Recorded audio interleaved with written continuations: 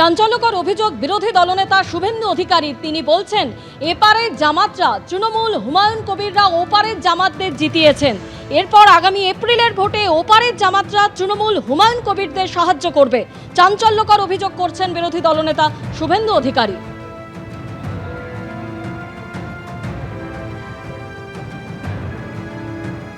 বিরোধী দলনেতা শুভেন্দু অধিকারীর যে অভিযোগ, এপারের জামাত মানে তৃণমূল, হুমায়ুন কবিররা ওপারের জামাতদের জিতিয়েছেন।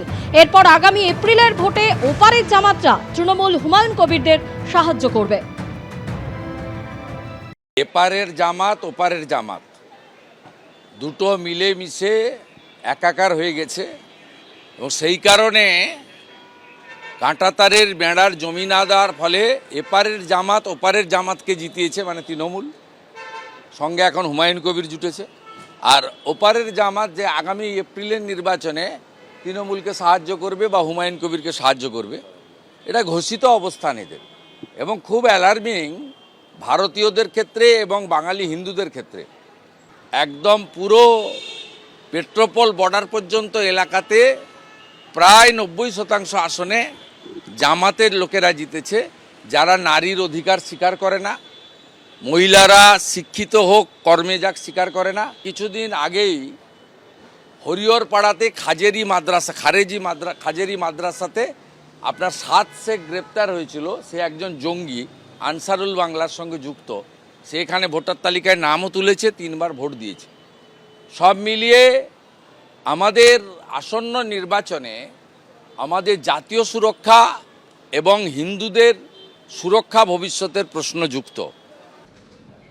আপনারা শুনলেন যে চাঞ্চল্যকর অভিযোগ করছেন বিরোধী দলনেতা শুভেন্দু অধিকারী। তিনি বলছেন, এপারে জামাতরা তৃণমূল কংগ্রেস, হুমায়ুন কবির তারা ওপারে জামাতদের জিতিয়েছে। আর আগামী এপ্রিলের ভোটে ওপারে জামাতরা তৃণমূল, হুমায়ুন কবিরদের সাহায্য করবে। আর এই নিয়ে তৃণমূল মুখপাত্র অরূপ চক্রবর্তী কি বললেন শুনুন। হ্যাঁ, ওপারে বর্ডার লাগোয়া অঞ্চলে জামাত অর্থাৎ মুসলমান মৌলবাদী শক্তি বারবার হয়েছে। ঠিক একই সুবিধা এপারের হিন্দু মৌলবাদী শক্তি তারা পেয়েছে। বর্ডার লাগোয়া লোকসভা আসনগুলো যদি দেখানো যায়, দেখা যাবে সবকটা এপারের জামাত অর্থাৎ ভারতীয় জনতা পার্টি তারা জিতেছে। মৌলবাদ সে হিন্দু হোক বা মুসলমান হোক, দুটোই সমান ক্ষতিকর।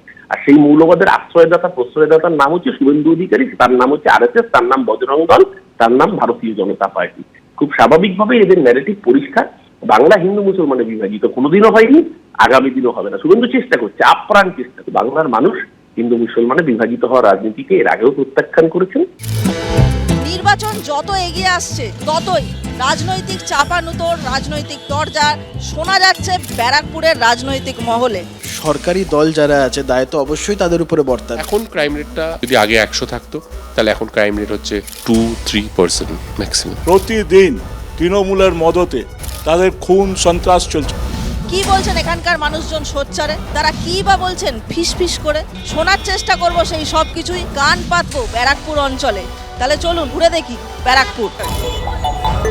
উন্নয়ন তো নেই, উন্নয়নের নামে চুরি জোচ্চুরিটা বজায় রয়েছে। যে কোনো কাজ করতে গেলে যে কোনো গুন্ডার সাহারা নিতে হবে, ব্যারাকপুর অঞ্চলে না নেতার সাহারা নিতে হবে। কিছু না করতে পারলে তাহলে পুলিশ দিয়ে আপনাকে জেল খাটতে হবে। এখানকার পরিস্থিতি কিন্তু খুব ভালো। ব্যারাকপুর অঞ্চলে তো সেরকম কিছু নেই, অ্যাডমিনিস্ট্রেশন বলতে কিছু নেই। ব্যারাকপুর শিল্পাঞ্চলে উজ্জ্বল ভবিষ্যৎ আছেই।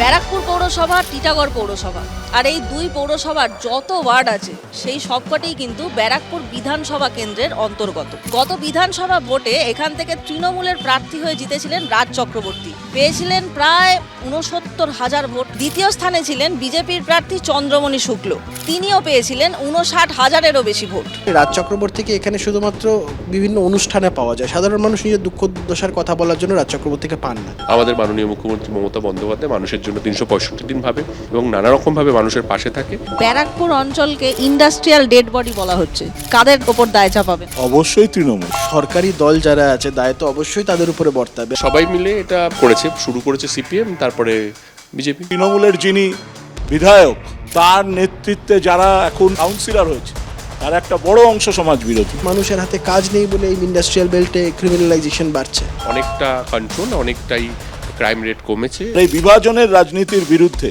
আমরা মানুষের রুটি রুজির সংগ্রামকে নিয়ে এগোচ্ছি। ব্যারাকপুর অঞ্চলে তোলাবাজি বা সিন্ডিকেট চক্রের প্রভাব আছে? চারিদিকে ছড়িয়ে রয়েছে তোলাবাজি আর দাদা, এখানে গুন্ডা মাফিয়া রাজ চলে। 15 বছর ধরে ব্যারাকপুরটা করাপশনে ভরে গেছে। ব্যারাকপুর পুরোপুরি মনে করি যে শান্তভাবেই আছে। তৃণমূল মদত দিয়েছে। এখন অনেক বেটার, অনেক ভালো, অনেক শান্তিপূর্ণ। মানুষ যখন দেখে অন্যায় হচ্ছে, অবিচার হচ্ছে, তখন তারা প্রতিবাদ করার জন্য রাস্তায় নামাই উচিত। দাদা 10 টাকার বাদাম দেবেন তো? এই এসআইআর কিন্তু জনসমক্ষে এসছে এবং মানুষ ভীষণভাবে হ্যারাস হচ্ছে। আমরাও তো বলছি মানুষ অসুবিধার সম্মুখীন হচ্ছে। অহেতুক মানুষকে হয়রানি করবে সে যেই করুন না কেন, আমরা রাজনৈতিক দল হিসেবে সেটাকে কখনো মান্যতা দিতে পারি না। সব ঢপবাজি, সোশ্যাল মিডিয়ার পলিটিক্স ওরা করে। বেসিক্যালি ওদের কোনো কাজ নেই মানুষকে বিচলিত করা, মানুষকে বিব্রত করা। এটা কিন্তু একটা ব্যাড ডিমার্কেশন হবে। 2011 থেকে টিল আজকের ডেট অব্দি অন্তত বিগত 14-15 বছরে ব্যারাকপুর একটা জঞ্জালযুক্ত শহর হয়ে গেছে। এডুকেশন ফিল্ড এবং যে সমস্ত সেক্টরগুলো আছে যেখানে কিন্তু ম্যান পাওয়ারটা লাগেই, সেক্ষেত্রে সেই কর্মসংস্থানগুলো তো রয়েইছে। আগের বছরের ডিসেম্বর মাসে প্রায় 4খানা কারখানা বন্ধ হয়ে গিয়েছে। এই বিষয়ে দায় কাদের ওপর বর্তায় বলে আপনার মনে হয়? সম্পূর্ণটা এই রাজ্যের শাসক দল যারা, যেখানে কলকারখানার জমি পাচ্ছে সেখানটা রিয়েল এস্টেটের প্রজেক্ট করবে, পয়সা করি কামাবে। কেন্দ্রীয় সরকারও এর জন্য দায়ী, এর জন্য আমাদের রাজ্য সরকারও দায়ী। শ্রমিকদেরকে ডিপ্রাইভ করে, মালিকদের সাথে একটা গোপন আতাত করে শাসক দলের নেতারা শুধু নিজেদের পকেট ভরতে ব্যস্ত।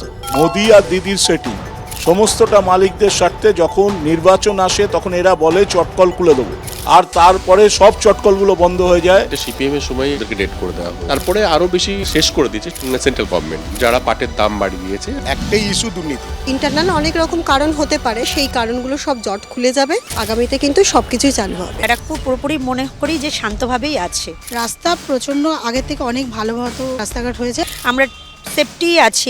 আগে যে অভাবটা ছিল সোসাইটিতে, আজকে কিন্তু সেই অভাবটা নেই। ব্যারাকপুরকে এইভাবে আর কেউ চিনতে পারে না। ব্যারাকপুরকে সবাই বললেই বলে এ তো বোমগুলির ব্যারাকপুর। এখনকার যারা পলিটিক্যাল দায়িত্বে রয়েছে তারা কেউ ওখানে ক্রাইম চায় না, তারা চায় শান্তি। আমরা আতঙ্কিত আশঙ্কিত না, আমরা যে কোনো লড়াইয়ের জন্য প্রস্তুত। কলে জল আসবে কিনা আমি জানি না, কিন্তু এখানে যেখানে আমি দাঁড়িয়ে আছি, এখানে এলে জিভে জল অবশ্যই আসতে বাধ্য। কারণ আমি এই মুহূর্তে আছি বিরিয়ানির রাজধানী ব্যারাকপুরে, আর আমি নিজেকে আজ প্রমিস করেছি কাজ না মিটিয়ে কিন্তু বিরিয়ানি আমি খাবো না। তাহলে চলুন,